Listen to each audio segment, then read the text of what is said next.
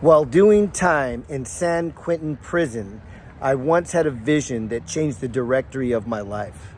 I was sitting at a table, a metal table like you would imagine that you've seen in a movie, on the prison yard of San Quentin, playing dominoes with 3 other guys that were incarcerated there. While sitting there in shorts, one of the guys that I knew, one of the gang members that I was part of, came over to us and said, "Hey, we have to get down," meaning we need to go fight with another group of people, another group of men. As I looked over to my right, my homeboy was sitting there, and he started to stand up and take off his jacket. He looked at me and said, "We got to do what we got to do." In that world, in that subculture, that means we got to get up, we got to join. We don't have to know why the fight is happening. We just got to be part of it.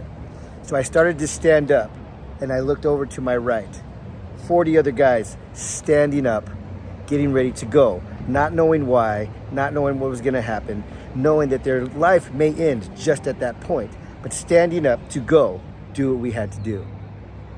As I looked over at the young age, 22, 23 years old at that time, I saw a much older man, probably in his mid to late 60s, very skinny, beat up, frail. In the half a second that it took me from sitting in that chair to stand up, I had 2 visions. I saw him standing there, jumping up and down with his fist, saying, let's go get him.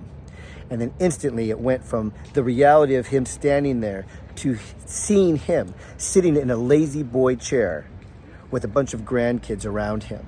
And God spoke to me and said, that's where this guy should be. He shouldn't be on this yard fighting for what reason he doesn't even know. Instantly, within that fraction of a second, I saw myself sitting in that chair with grandkids all around me. And God said, that's where you're going to be. From that day on, I started to read the Bible. I started to study. I started to learn. And I knew there was more to life than what I was living. So I went on a journey of discovery. Seek and you shall find. The first thing I found was psychology, and it changed the directory of my life again. Then I found God, and I knew, again, there's more to life than what I was living. I want you to follow me on this journey. I want you to see where we're at and what we're doing now in regards to changing people's lives. I encourage you to click the next link, watch the next video, and see how we're bringing my book, Heal the Boy and the Man Will Appear, to life. Enjoy the day.